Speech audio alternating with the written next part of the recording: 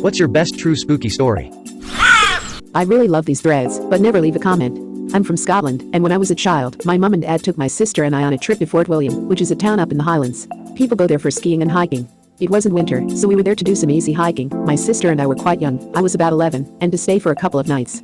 I can't remember the name of the hotel we stayed at, but I do remember that it was old-fashioned, and we were all in one room together.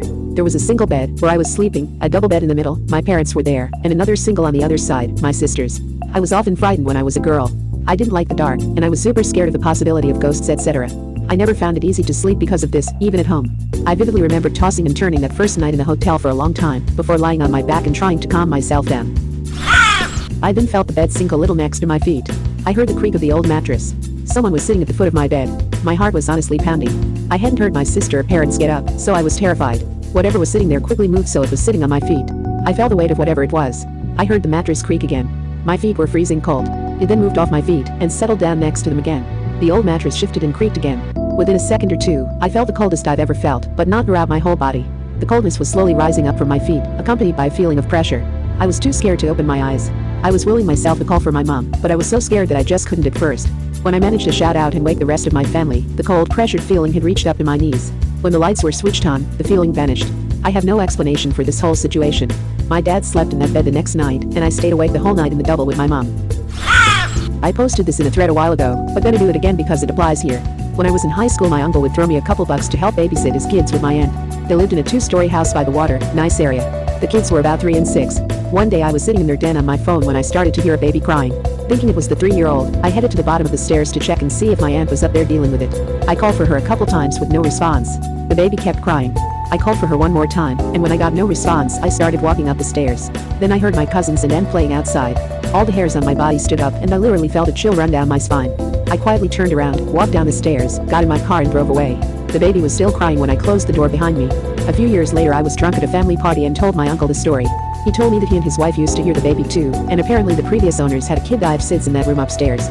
He's uber Catholic and had a mass ed for the baby. He said after that it never happened again. Still gives me the willies when I talk about it though. I came home from work one day to grab my spare tires.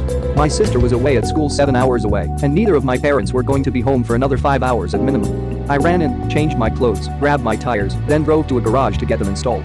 I got home 2 hours later, and as I walked into the living room, there was a chair just sitting in the middle of the hallway and was facing the front door. I thought nothing of it, but didn't recognize the chair as being one that we owned. It was a standard metal folding chair that you would buy for a couple bucks at a retail store. I folded it up and propped it up against my dad's workbench in our garage. My mom gets home a couple hours later, and I ask her in passing why she left a metal chair in the middle of the hallway. She tells me we don't own any metal chairs, and that she hadn't been home up until an hour ago. I told her I came home and there was a metal chair just sitting in the middle of the hallway after I had gotten back from the garage. She told me to show her the chair, and when I went out to the garage to show it to her, it was gone. I looked high and low for that metal chair but couldn't find it. I swore to her that I wasn't on drugs and that I wasn't imagining things. She thought what I was telling her was strange, but didn't pay much attention to it. I never saw that chair again, nor do I know where it came from or where it went. I'm sure this will get buried, but I've got one.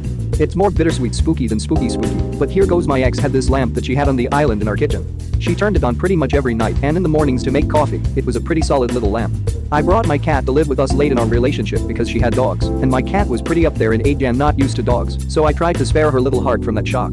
She came to love laying down in the spot by where that lamp plugged into an outlet on the wall of the island. She died soon after I brought her over, and I was absolutely heartbroken. I had a hard time accepting the loss. About a week after my cat died, my ex was grinding coffee in a little electric grinder, and I heard a shriek from the other room. I rushed over to see what was going on, and she told me she felt something cold pass by her feet, then the light on the lamp started flickering. She tried to show me again the flickering, but it didn't happen. I just chalked it up to her being weird at 6 a.m. A couple of days later, she asked me to make coffee for her. I grabbed the grinder, flick on the lamp to see what I was doing, and sure enough the same thing happened to me. A cold wind whipped past me like a cat running around my feet, then the light on the lamp flickered before I could even get the grinder going. It never happened before or after, despite the hundreds of times I'd used that grinder in the same outlet as the lamp. I like to think it was my little girl saying goodbye one last time. Alt account because this is still a story that I don't want associated with my main account. It's not as spooky as some other stories on here I guess, but my SO and I are still a bit bewildered by it. It's been years and we still wonder about it occasionally. There's no explanation other than some weird supernatural connection or just a really big fucking coincidence. For about 10 years now, my Nana has been living in a nursing home. She had a stroke and mentally she is not all there.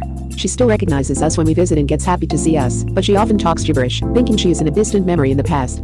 It makes me sad because she and I always had a very close connection growing up. My parents both worked a lot and she would stay with me. She used to know when I was lying, she could always sense when I was sick, even when she wasn't over, and she and I are eerily similar both in personality and looks. There are pictures of her when she was 21, and it could be me in the picture. We were very close growing up and I love her dearly. I introduced her to my now husband when we started dating in college. He is from a different country than I am and I live in his country. So we had been dating a few years when my visa was going to expire. In order for us to live in one place, we decided to get married. However, we were still young, fresh out of university, and decided to just elope. We decided to get officially married at a courthouse while announcing our engagement, and then having a wedding a few years later. Official documents and wedding ceremonies are separated in my husband's country anyways. No one knew of our plan. We were, and are still, stupidly in love and thrilled to have such a crazy secret between us two. In hindsight, it was stupid and no one would have judged us, especially considering we are still happily together years later, but we still decided to hide it because we were stupid kids.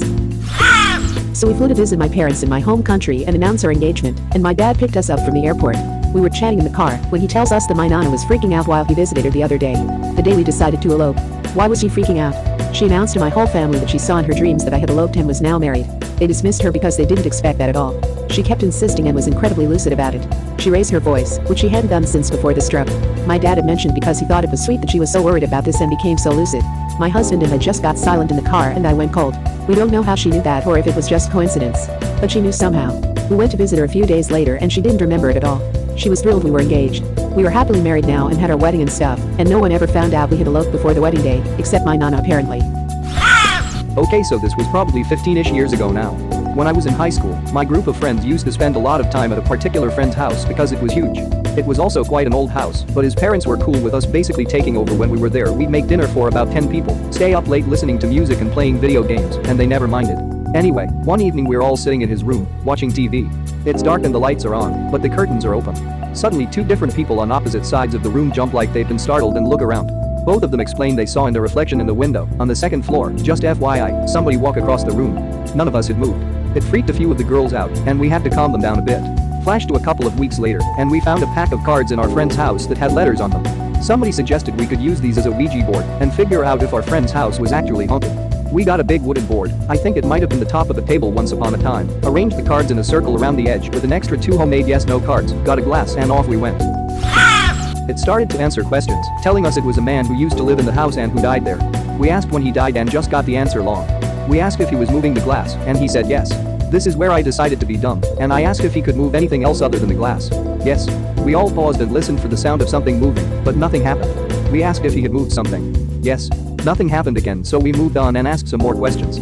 This was at 10:30 p.m. After a while longer we said goodbye. I think at least one of us was aware enough about Ouija board lore to know we had to close the conversation properly, and then a little later we all went home, a little spooked but enjoying it nevertheless.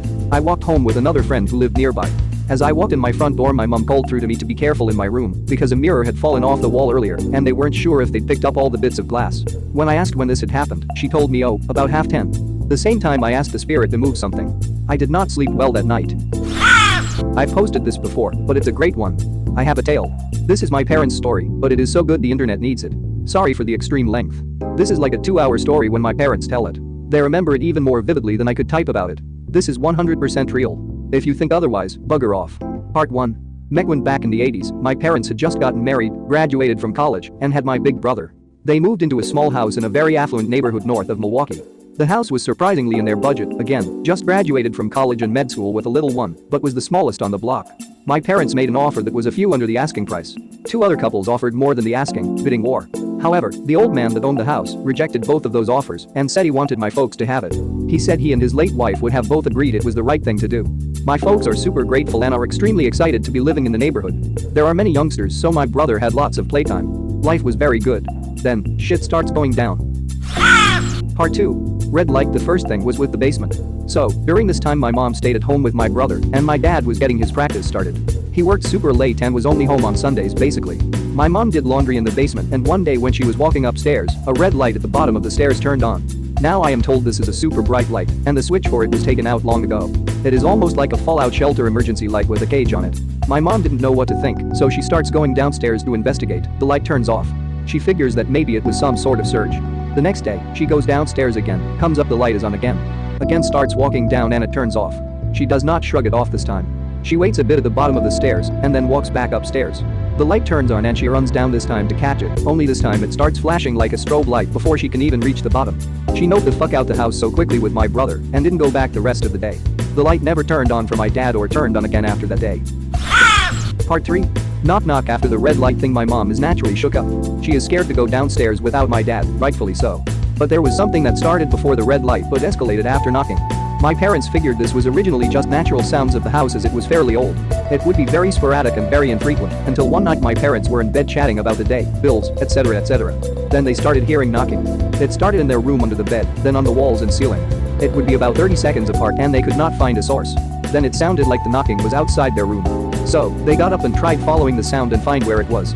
They went all over the house trying to figure out where it came from. Every time they thought they found the source, it would jump to a different side of the room. They eventually were in the foyer living room and tracked the knocking super frequently and super loud to the foyer closet. My mom had a fireplace poker in hand, and my dad a bat. He crept towards the closet and as he reached for the doorknobs, a voice calls out to them, "Knock knock." He swung the doors open, there was nothing there, and all the knocking stopped. My parents could do nothing but stare at each other. Neither of them slept that night. Part 4. It pushed me after the red light and knock knock. My parents are wary of this house. My mom is on the verge of a breakdown and not dealing with this well at all. Remember, she is in this house all day with this nonsense. My dad is usually more skeptical towards this kind of stuff, but he knows something is very wrong and thinks my mom is totally justified in her feelings. Well, we fast forward a few weeks, maybe even a month. It is a normal night like any other. My parents are asleep in their room, my brother in his. In the middle of the night, my mom suspects 2 to 3 a.m. can't be certain being all drowsy. My parents wake up to a huge thud. Immediately my parents jump up and hear my brother is awake calling for them. They rush into his room, and he is laying down in the very center of the room on the floor with his blanket perfectly taut and draped on him. As though he was tucked into bed, but on the ground at least 5 feet from his bed. My parents pick him up and ask him what happened. He responds pointing to the closet, "It pushed me. The fox pushed me." My dad opens the closet, rifles through everything looking for an animal, and of course finds nothing. So this is weird, right? Why would a 3-year-old say such a thing? Well, in this moment, my parents remembered the last name of the old man that sold them the house, Fox. Part 5. Reconciliation. I shit you not, my parents freaked out on this. There were too many things going on. My mom refused to let herself and my brother stay in the house, especially since she was now pregnant with my sister. My dad decided he was going to take care of this. Again, he is not a superstitious man. He is a doctor and a man of logic. However, he knew there was something going on with this house. A night or two after the fox incident, my dad sat down in the living room and had a talk with the spirit of the house. He said this, "I don't know if you are real. I do not know if you are Mrs. Fox, but I do know this, you are going to stop. We are a peaceful and loving family. If you are Mrs. Fox, your husband would be ashamed of you. He wanted us to have our family here because he knew you would want us to. Just as you raised your family here, I want to do the same. You may stay here as long as you like. But you cannot do this to us anymore. I am sorry for your passing and for your pain, but you cannot take it out on us. My wife is pregnant, and you are causing her loads of stress. You even went after my son. This will stop, or I will seek out someone who will make it stop. Thank you, good night." After this, nothing bad happened to my family again. There were no lights, knocks, or foxes. But, and this is the craziest thing ever, there was one final thing. In a wooden cabinet that my mom bought at a neighborhood garage sale a few days after they moved into the house, there was a card, an anniversary card. It said, "Happy anniversary and Fox." This was found 2 days after my parents' anniversary in June after they moved the cabinet to the other side of the room. They had owned the cabinet since they moved into the house and had not seen the old man since they bought the house either. My parents have moved many times over the years and lost the card inevitably. We still have the cabinet. It sits in our cabin to this day. The end. I removed my parents' names because you are on Reddit, and I don't trust all of you. I forgot something from part 4. My brother was in the middle of the room put to bed on the floor. Well, after all the dust had settled, my parents started renovating. They wanted to put carpet in my brother's room. So they tore up the tile fake flooring stuff, and to quote my dad, "Right where your fucking brother was laying on the Fox night, there was a blood stain." Mrs. Fox had died in the house, in my brother's room. She was very ill, but fell while trying to replace a light in the room. Thank you very much for watching. Don't forget to subscribe and like this video. Tell me what you dislike or love about this video, so please comment below and hit the bell icon so you're notified anytime a new video is released. This is a WeCrow Media production.